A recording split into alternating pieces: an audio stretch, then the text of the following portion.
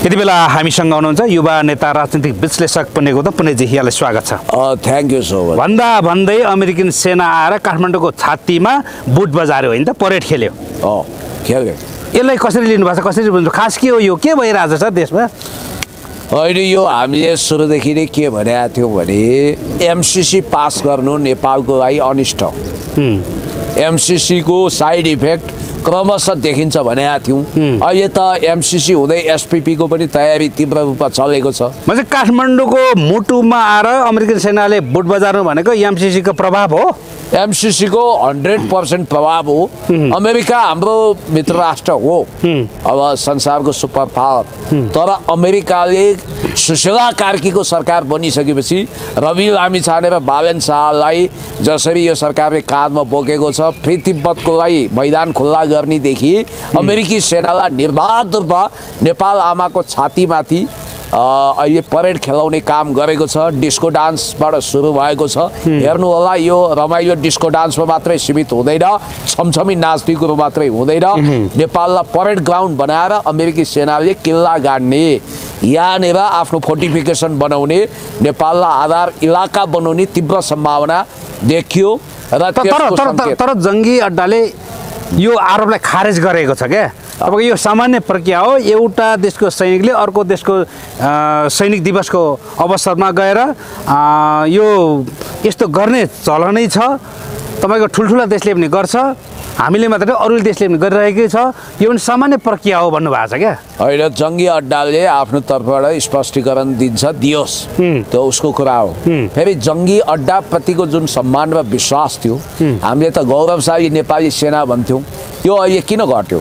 किनभने सिंहदरबार जलिरहँदा अथवा सर्वोच्च जलिरहँदा त्यो त्यतातिर नजाउँ न।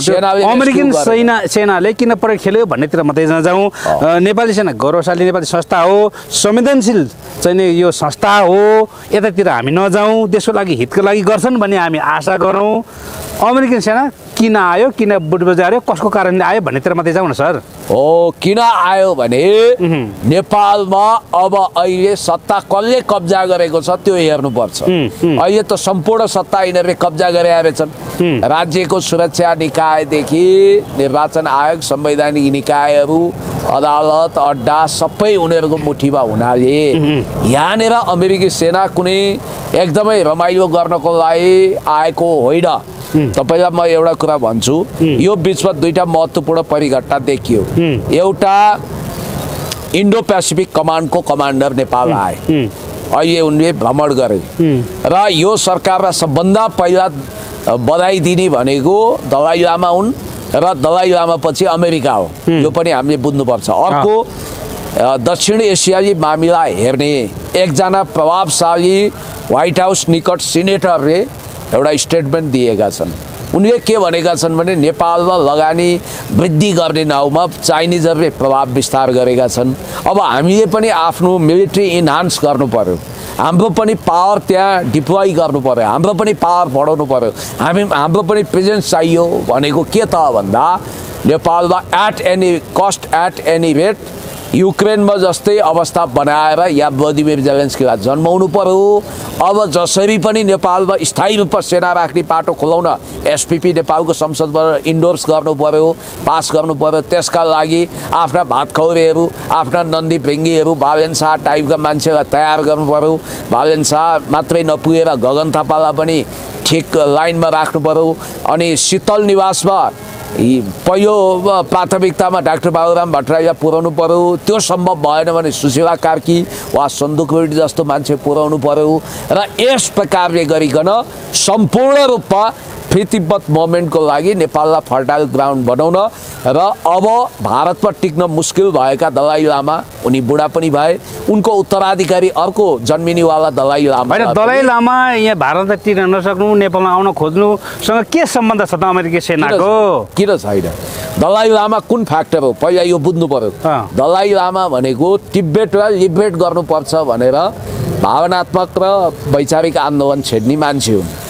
माओ त्से-तुङले त्यत्रो माया गरेर तिब्बती जनपरिषदको उपाध्यक्ष बनाएका ती युवा दलाई लामा भागेर उनी पहिला अमेरिका जान्छन् त्यसपछि तिब्बती धर्मशाला दिल्लीमा रहन्छन् नोबेल पुरस्कार दिलाइन्छ भनिन्छ उनका अब उपासकहरू उनका भक्त यस्ता छन् रे कि अब हुन त या त रवि र बालेनको पनि त्यही गर्लान् कि जस्तो छाटकाट छ घन्टी बजाउनेहरूले दलाई लामाको विष्टा दिशालाई पनि प्रसाद मानेर मिसाएर खान्छन् भनेर भनिन्छ त्यतिसम्म पवित्र मानिन्छ बुद्धको अर्को अवतार भनेर दलाई लामा भनेको तपाईँले धर्मगुरु मात्रै सम्झिनु भएको छ भने तपाईँले भुल गरिरहनु भएको छ दलाई लामा भनेको राजनीतिक आवरणको धर्मगुरु हुन् उनको मूल उद्देश्य भनेको तिब्बतलाई छुट्टै देश बनाउने हो तिब्बतलाई छुट्टै देश बनाएर चीनलाई कमजोर बनाउन ताइवानलाई पनि सेपरेट गर्नको लागि पश्चिमाहरूले होइन तिब्बत छुट्टै देश थियो पछिबाट चाहिँ चाइनाले लियो होइन फेरि होइन चाइना सोसाइटी क्षेत्र तिब्बतै थियो नि त होइन होइन यसको लामो इतिहासमा जानुपर्छ फेरि युक्रेनको कुरा जस्तै हुन्छ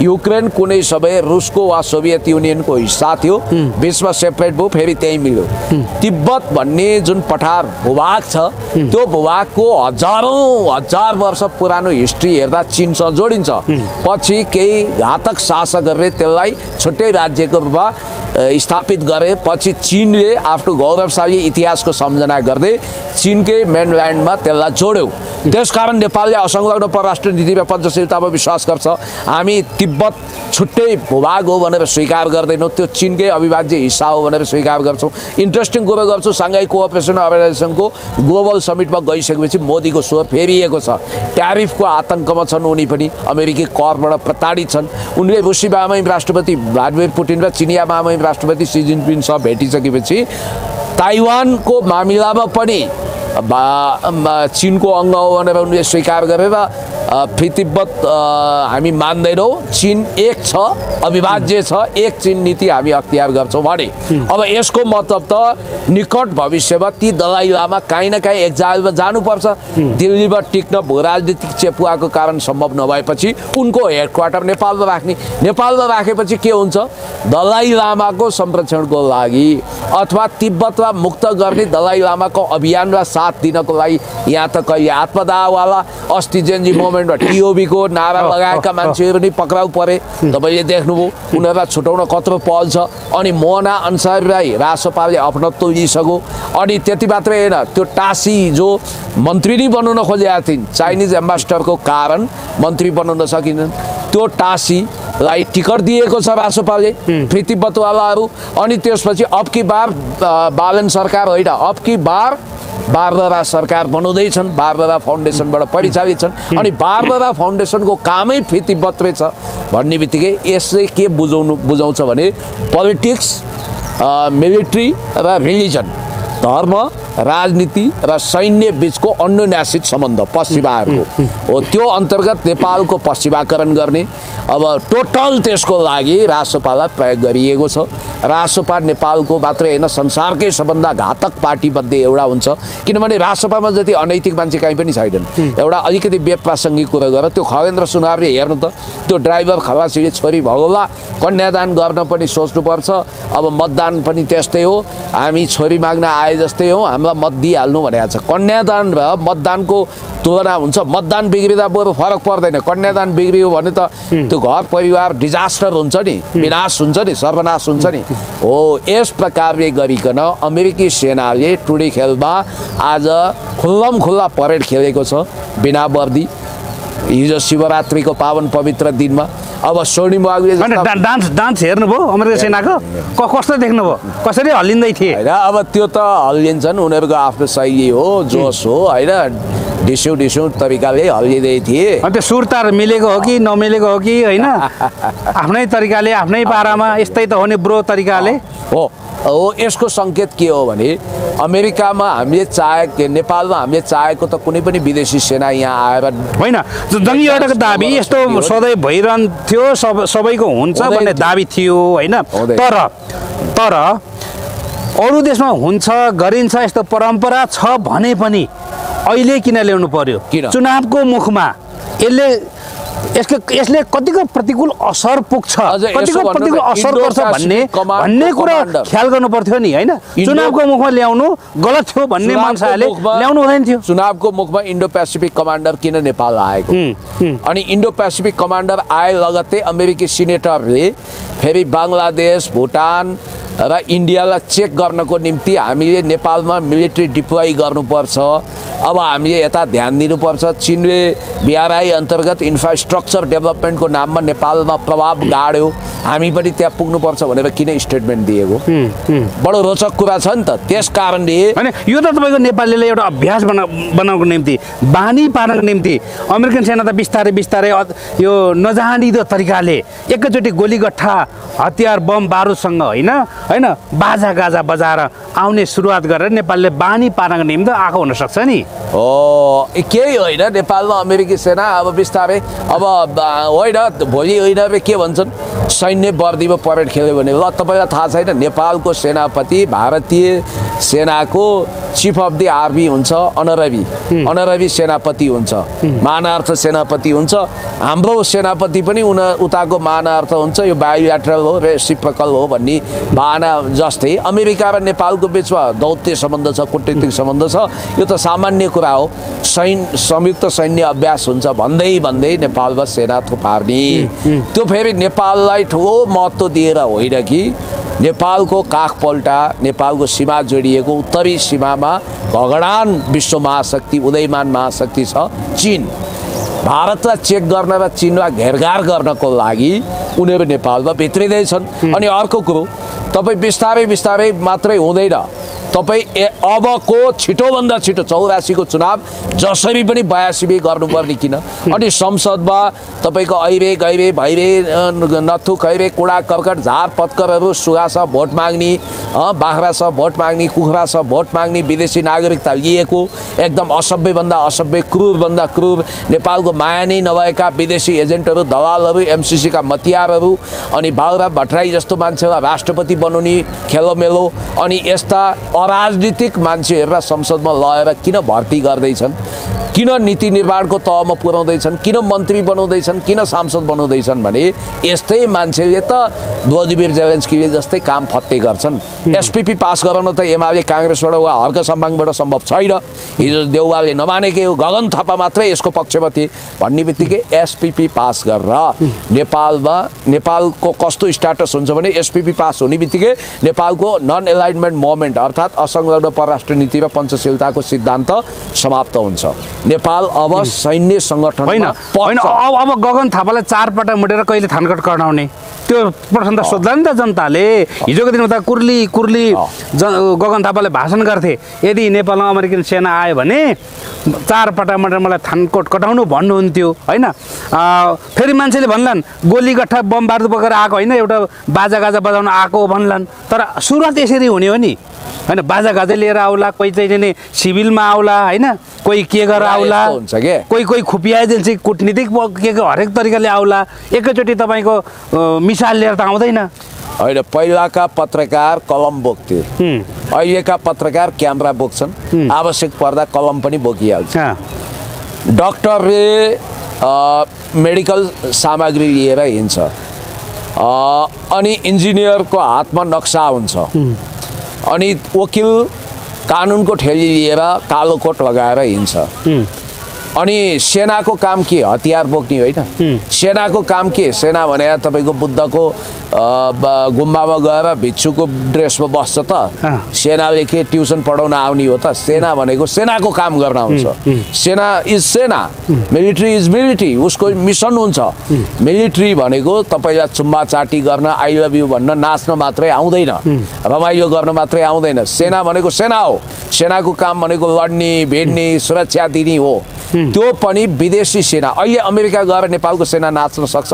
वाहियात कुरा गरेर हुन्छ? ल मलाई देखाउनु त, नाचेर देखाउनुहोस् त। त्यो पनि यस्तो होलिडे भयो, एकदम पवित्र दिनमा, शिवरात्रि जस्तो। अब यी त झुटका त पहाडै भए, महारथी नै भए। हेर्नुहोस्, त्यो रवि लामिछाने जस्तै नेपालको महान नागरिकता त्याग गरेका छन्, निर्लज्ज तरिकाले नेपालको मलाई माया छ म तानिएर आएको भन्छन्। अब राजकोट हस्पिटल बनाउँदा 20-22 करोड उठाए, जम्मा 11-12 करोड खर्च गरेर बिचमा पैसा झ्वाम पारे, करोडौँ रुपियाँको इनामी जामिना गरे नक्कली भुटानी प्रकरणमा पनि 50 लाख उनको श्रीमतीको खातामा गयो भनिन्छ। जनमैत्री हस्पिटल खोल्दा उठाएको रवि लामिछाने फाउन्डेसनको नाउँमा खातामा आएको करोडौँ रुपियाँको हिसाब किताब छैन। यस्ता गोलबालवाला मान्छेले फेरि भ्रष्टाचार विरुद्ध भाषण गरिरहेका छन्। अब स्वर्णिम हुँदा हामीलाई छक्यौँ न त, पोलिटिकल प्रेस्टिच्युटहरू पनि कम छैनन्। पहिला बौद्धिक दलाली वा बौद्धिक वेश्यावृत्तिको उदाहरण दिँदा मान्छेले डाक्टर बाबुराम भट्टराईको नाम सम्झिन्थे। तिनले त तै विषयको यसो रिक्स लिए जोखिम मोलले लडे, जनयुद्ध लडे।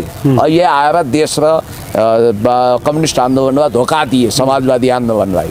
त्योभन्दा पनि अनैतिक हरामखोर हुन सक्ने मान्छे चाहिँ भियतनामी श्रीमतीका धनी अनि तिनका बच्चाहरूको धर्म परम्परा के हो थाहा छैन, होइन कतिपयले प्रश्न सोध्नु भएको छ। हुन त उहाँको व्यक्तिगत अधिकारको प्रश्न सोध्दा नहुने हो होइन। के अरे स्वर्णिम उहाँलेको श्रीमतीले के धर्म मान्छन् भन्ने एकजना प्रश्न सोधेको देखिरहेको थिएँ। त्यो त सोध्न पाइयो नि त। त्यो त तपाईँको धर्ममै उनले कुन धर्म मान्छन् त्यो उहाँको व्यक्तिगत अधिकारको कुरा होला। तपाईँको देश चलाउँछु भन्नेहरूले देशप्रति माया पनि हुनुपर्छ। देशको राष्ट्रियता बलियो बनाउँछु भन्नेले राष्ट्रियताप्रति सजगता पनि अपनाउनुपर्छ। मसँग एउटा यहाँ भिडियो छ जहाँ स्वर्णिम वाग्लेले कति निर्लज्ज अभिव्यक्ति दिएका छन्, तपाईँलाई पनि ताजुब लाग्छ। भन्ने बित्तिकै यी मान्छेहरू कुन मुखले बोल्छन्। हिजो चाहिँ एमसिसी ल्याउनको लागि मैले यति मेहनत गरेँ, उति मेहनत गरेँ, गगन थापालाई यति मद्दत गरेँ, गगन र म मिलेर ल्याएको भन्ने होइन।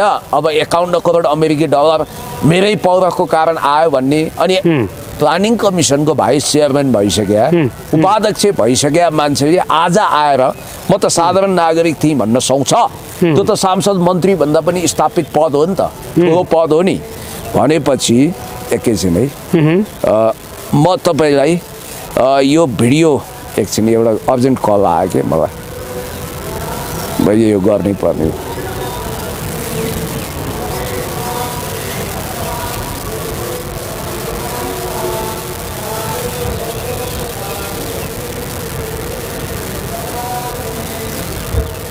आउनु यहीँ छु भनेर स्वर्णिम वाग्लेको एउटा निर्लज्ज भिडियो म तपाईँलाई देखाउन चाहन्छु। भनेपछि कतिसम्म मान्छेले झुट बोल्न सक्दा रहेछन्, झुटका महारथीहरू। ल यहाँ सुन्नुहोस् त। हेलो, आउनु भने के आउनु ल, होइन छ कि म इन्टरभ्यूमा छु के। ल यो नकाटी हालिन्छ है, होइन ठिक छ, केही फरक पर्दैन। ल यहाँ सुन्नु त स्वर्णिम वाग्लेको। एमसीसी पास गरे कसले? कांग्रेस र एमाले, माओवादीले होइन। माओवादी त बाहिर नारायण म संसदमा थिएँ त्यति बेला। एमसीसी पास गर्ने कांग्रेस, एमाले, माओवादी, अनि त्यो सबै भारी म स्वर्णिम वाग्ले एउटा चाहिँ नागरिकले बोक्दिनु पर्ने। तपाईँ एजेन्ट भने नि त, त्यो वायात कुरा हो, त्यो वायात कुरा हो। म च्यालेन्ज गर्छु। पैसा पनि आएको होला मिलेनियम च्यालेन्जबाट छ। हामीहरूले नै त्यसमा ठुलो मेहनत गरेका हौँ। 51 करोड डलरको ग्रान्ट नेपालको इतिहासमा अहिलेसम्म आएको थिएन। दिउँसै रात पार्ने गरी झुट बोल्ने स्वर्णिम वाग्ले कुन मुख देखाएर जनताको बिचमा जान्छन्? हुन त झुट बोल्न यिनीहरूलाई आइतबार कुर्नु पर्दैन, जे पनि बोल्छन् जे पनि भन्छन्।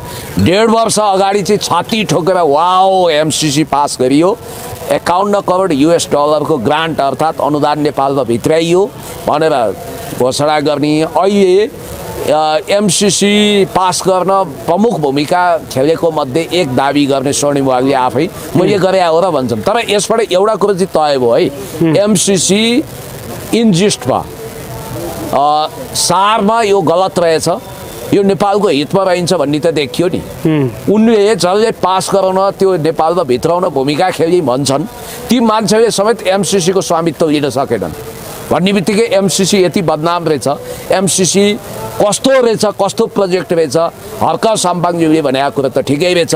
केपी शर्मा ओलीज्यूले अहिले राष्ट्रियतामाथि सार्वभौम सत्तामाथि सङ्कट आयो भनेको कुरो ठिकै रहेछ भन्ने कुरो बुझ्नुपर्छ। र नेपाललाई परेड ग्राउन्ड बनाउनको निम्ति विदेशी सेना, खास गरी हामी नाटोको सदस्य भएसर, नर्थ एटलान्टिक ट्रिटी अर्गनाइजेसनको सदस्य भएसर एसपिपीको सुरुङमा छिर्दैछौँ र यो छिराउने काम अरू कसैले नगरेर यही नयाँ जेलेन्स्की जन्मिँदैछन्।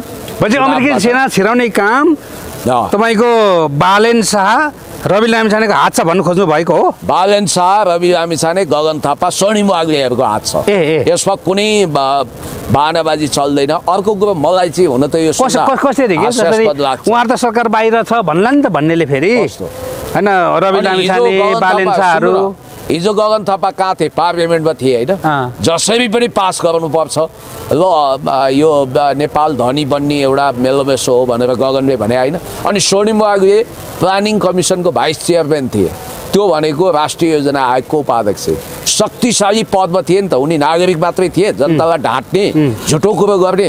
त्यही भएर चितवन अनि रवि लामिछाने पनि त नीति निर्माणकै तहमा थिए हो कि होइन? त्यसकारण यिनीहरू सबैको हात छ। रवि लामिछानेले पार्लियामेन्टमा उभिएर एक दिन पनि एमसिसी जस्तो घातक विधेयक विरोध गरेको देखिएन भनेर कहिले भने? न कुलमानले विरोध गर्यो, न रविले विरोध गर्यो, न बालेन त बोल्दैन होइन? त्यस्ता नबोल्ने विरोध होइन सर, त्यसको समर्थन गर्छन् के यिनीहरूले। मिल्ने भए नमिलेर हो त्यो सत्यानाश हुन्छ भनेर। तपाईँलाई एउटा कुरा भन्छु, यी सबै एमसिसीवादी एसपिपीवादी हुन्। यिनीहरूले देशलाई भड्कारोमा हाल्छन् र यिनीहरूले क्रमशः देशको सार्वभौम सत्तालाई जोखिममा पार्छन्। यी तिल्के मिल्के झिल्केको कामै छैन। अब कि बार सरकारको आत्मा बोकेर हिँडेका छन्, त्यो नारा बोकेर। मुखले चाहिँ बार सरकारकै अमेरिकन युथ काउन्सिलको बारबारा भन्दा भइगयो नि, बारबारा फाउन्डेसनले बनाइदिया सरकार हो। बारबाराले प्रतिबद्ध र एएमसिसी टिओबीको लागि फन्डिङ गर्छ। सिधै कुरा यही हो। त्यस कारणले गर्दा अब बरु एउटा चुत्थो काम गरे हुन्थ्यो कि यिनीहरूले। यसै चुत्थो उसै चुत्थो। के काम? पहिला द लिडर भन्ने एउटा कार्यक्रम ल्याएर रियालिटी सोबाट काँचको पर्दाबाट नेता जन्माउने भन्ने एउटा मनोहर कहानी अब जनता भुल्याएर करोडौँ रुपियाँ उठाएका थिए रवि लामिछानेले। जीवी राईको सोझोपनलाई दुरुपयोग गरेर भरे त्यही जीवी राईलाई सहकारी ठग्नको लागि उक्साउने यिनै रवि लामिछानेहरू होइन। जीवी राईले रविलाई फसाएको होइन, रवि लामिछानेले जीवी राईलाई फसाएको भन्छन् क्या। किनभने अहिले होइन, अस्ति जीवी राईको गाउँलेको एउटा कुराकानी सुनेको थिएँ मैले। त्यहाँ भन्दै थियो जीवी राई त सुती थाती आफ्नो सहकारी चलाएर बसिरहेको मान्छे होइन, घाटा भए पनि नाफा भए पनि चलाइरहेको थियो। र रवि लामिछाने गएर उक्सायो मिडिया खोल्नुपर्छ, मिडियामा लगानी गर्नुपर्छ, त्यहाँबाट नाफा कमाउन सकिन्छ, व्यापार हो व्यापार बढाउन सकिन्छ भनिसके पछाडि जीवीले हो न हो भनेर भरको सहकारीको पैसा भेला गरेर ल्याएर खरामखुरुम ग्यालेक्सी फर्केमा हाल्यो होइन। त्यस पछाडि रवि लामिछाने ग्यालेक्सी फर्के चलाएरै बसिरहेको हो भने सायदै ग्यालेक्सी फर्के घाटामा जाँदैन थियो होला। ग्यालेक्सी फर्के घाटामा नजानु भनेको चाहिँ सहकारी नडुब्नु हो, सहकारीको रकम हालेको नडुब्नु हो। रवि लामिछाने यता हर्क साम्पाङ र बालेन शाहको पपुलारिटी वाहवाही देखेर हतार अत्तालिएर आएर ग्यालेक्सी फर्के छोडेर आएर राष्ट्रिय सभागृहबाट स्वतन्त्र पार्टी घोषणा गरे। अनि ग्यालेक्सी फर्के पनि लथालिङ्ग भत्ताभङ्ग भयो होइन, लगानी डुब्यो भन्छ नि त। त्यो कारणले चाहिँ त्यो कारणले जीवीले रविलाई फसाएको होइन, रविले जीवीलाई फसाएको हो भन्छन् क्या। तपाईँको कुरा मैले बुझेँ।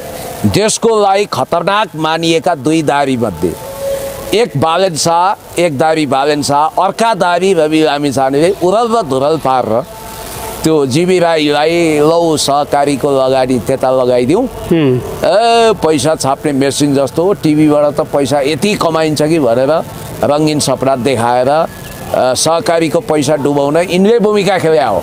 यो दुनियाँलाई थाहा छ। कानुनले त्यो कुरा मान्वा नमान्वा भन्वा नभन्वा सायद त्यही कुरो मानेर रवि लामिछानेको मुद्दा निरन्तर छ र फैसला पनि उनको इच्छा विपरीत आउँछ। किनभने त्यहाँ ठगी देखिएकै छ होइन, निकिताको खातामा गएकै छ।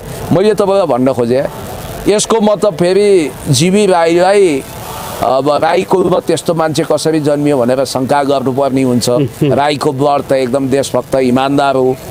त तपाईँलाई एउटा कुरो भन्छु, मूलवासीभित्र त्यस्ता अपवाद पनि जन्मिँदा रहेछन्। तर सहकारीको मामिलामा चाहिँ तपाईँले भनेको कुरो मैले मानी। के अरे टिभीको मामिलामा, मिडियाको मामिलामा गोर्खा मिडिया पार्टी गठन गर्ने र त्यसबाट पैसा ल्याउने, सहकारीबाट गोर्खा मिडियामा पैसा ल्याउने आइडिया जम्मै रविको। यसमा तपाईँ डाउट नमान्नुहोस्। किनभने रविले त्यहाँ एकदम ह्यान्डसम स्यालेरी सहित गोल्डन सेयर सहित गएकै हो र सहकारी डुबाउन टिभीमा पैसा ल्याएकै हो। तर सहकारी त्यो कारणले मात्रै डुबे आएन। अरू धेरै सहकारी, यहाँ एकजना जीवी मात्रै होइन सहकारी डुबाउने, धेरै छन्। र सहकारीको पैसालाई अनियन्त्रित तरिकाले आफ्नो मोज बस्ती र आफ्नो प्रपर्टीमा खर्च गरेर पब्लिकको ढाड बाँध्न यी सबै जिम्मेवार छन्। जीबी पनि उत्तिकै दोषी छन्। जीबीलाई भगाउने भने पनि रवि लामिछाने हो। देशको नागरिकता त्यागे, नागरिकता पुनर्प्राप्ति गर्दा निशा प्राप्त गरे प्रमाण देखाउँदैनन् यिनले, निशा त्यो देखाउँदैनन्, अमेरिकी नागरिकता छोड्या। यस्ता ढाँट मान्छेले जीबी राईलाई समाउन त कता कता विदेशमै स्टे गरेर राखेका छन्। जीबी राईले हिम्मतका साथ नेपाल आएर पोल खोल्दै हुन्थ्यो नि सबैको। ओ यहाँनिर के छ भने जीबी राईलाई पनि ज्यानको धम्की होला, खतरा होला। यिनीहरू त अन्डरवर्ल्ड जस्तो खतरनाक छन् भनेर भनिन्छ। तपाईँको गाउँले तपाईँले सुनाएको कुरो ठिकै हो, तर यो मामिलामा जीबी राई पनि कम छैनन्। जीबी राईले पनि गडबडी गरेका छन्। र एउटा बुझ्नुपर्ने कुरो के भने रवि लामिछाने, बालेन शाह भनेको देश चलाउन होइन, देश जलाउन हिँडेको होइन। रवि मात्र होइन, बालेन पनि ढाड्दा रहेछन्। त्यो त तपाईँको अस्ति झापा पुगेर त्यहाँको सुकुम्बासीहरूले ढाँटे होइन। हेर्दा हेर्दै दिउँसै रात पारे।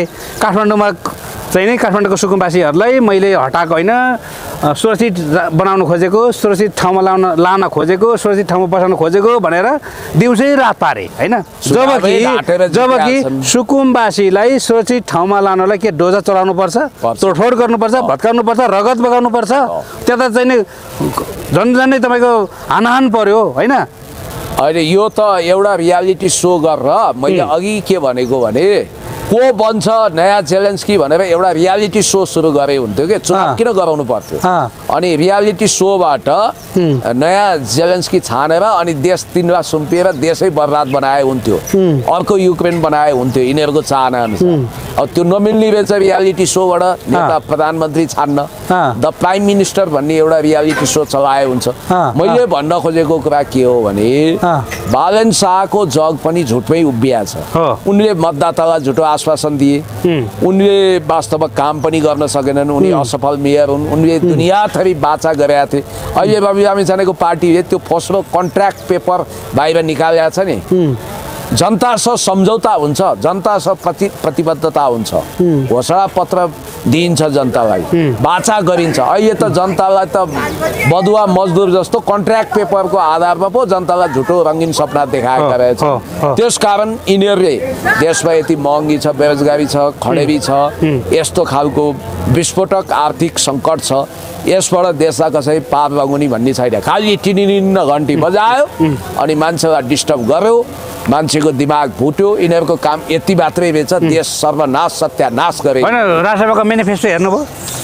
त्यो मेनिफेस्टो प्रथम दृष्टिमै खारेज योग्य छ। त्यो झुटो बाचा पत्र हो होइन। कति कति रोजगारी अरे, कति कति तपाईँको हाइवे कता पिच अरे के एउटै कुरोले यो सब कुरोको खण्डन गर्छ। रवि लामिछानेले अघिल्लोचोटि चितवनमा चुनाव लड्दा के भनेका थिए? पहिलोचोटि 100 दिनभित्र, सिर्फ 100 दिनभित्र विदेश गएका सबैलाई नेपाल ल्याइन्छ भने होइन। पछि के भने? टिकट काट्ने, नेपाल आउने भने। यस्ता झुटा मान्छेहरू अब एमसीसी पास गर्ने दलाल म भनेर पहिला उफ्रिने, अहिले ओहो मैले गरेकै छैन भन्ने स्वर्णिम बागले त्यही पार्टीमा छ। यस्ताको के कुरा गर्ने सर? स्वर्णिम बागले त तपाईँको यति चाहिने खराब पैसा नेपाललाई चाहिने यसो उसो भन्थे त होइन? अघि हामीले भिडियो देख्यौँ होइन। यो ढाँटको शिरोमणिहरू चाहिँ राष्ट्रसभामा छन् कि के हो? ढाँट शिरोमणिहरू त्यहाँ त कस्तो भने देश चलाउन सक्ने कस्तो मुटु होला त्यो। सिंहदरबार जलाउने, सर्वोच्च जलाउने, संसद जलाउने, व्यक्तिगत सम्पत्ति जलाउने, अरबौँको नोक्सानी पुर्याउने, नेपाल बर्बाद गर्ने, नेपालको महत्त्वपूर्ण सूचना विदेशीलाई दिने, विदेशी ग्रिन कार्ड, पिआर र नागरिकता लिने, अनि विदेशी नागरिकता लिएपछि पनि त्यागी भन्ने नाटक गरेर नेपाल आउने, नेपाल आएर पनि ब्ल्याकमेलिङदेखि ठगी धन्दा चलाउने, आफ्नै सहकर्मीलाई आत्महत्या गराउने, यस खालका कठोर कुनै मन दिल भावना विचार नभएका अराजनीतिक खल्लीबल्लीहरू, एजेन्डा विहीन मान्छेले भरिभराउ क्लब न हो त्यो हो। त्यस्तै मान्छेलाई संसदमा लगेर नेपाल डुबाउन खोजिँदैछ, नेपाल सत्यानाश गर्न खोजिँदैछ हो। त्यही भएर अब सेनाको बुट र बन्दुकभित्रको बाक्सा राखेर तपाईँको मत परिणाम मतपेटीका साटासाट गरेर हर्क साम्पाङ वा केपी शर्मा ओलीज्यूलाई नै हराउन खोजिन्छ भने त अब त्यस्ता चुनाव हाम्रो नियन्त्रणमा छैन। होइन, साँच्चै पैसाको खोलो बगाएर पनि बुथ कब्जा हुँदैन यदि के अरे बुथ साटासाट हुँदैन भने जनताले एउटा कुरा के ख्याल गर्नु पर्यो भने यो रासपाको अनैतिक सरकार हो सुशीला कार्कीको। यिनीहरूलाई चोटैचोट दिएर बङ्गलादेशको जस्तो नियति भोगाएर त्यहाँको जेनजीलाई जसरी त्यो नियति भोगाए, बिएनपी बङ्गलादेश नेसनलिस्ट पार्टीले जसरी ल्यान्डस्लाइड भिक्ट्री गर्यो, त्यहाँ शेख हसिना वादेजको पार्टी, बेगम खालिदा जियाको पार्टीले, शेख रहमानले, तारिक रहमानले हो, त्यसै गरी नेपालमा अब स्थापित परम्परागत सुदृढ शक्ति नेकपा एमाले र उदयमान नयाँ शक्तिको रूपमा हर्क साम्बाङलाई माया मात्रै गरिदिने हो चुनावबाट। उनीहरूलाई भोटै भोट र यिनीहरू लुसिफरवादीलाई चोटैचोट दिने हो भने एकै झड्कामा लुसिफरवादीको अन्त्य हुन्छ।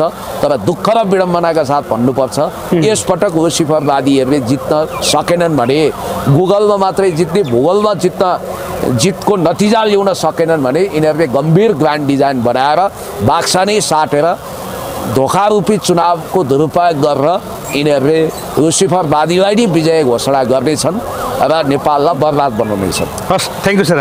Thank you.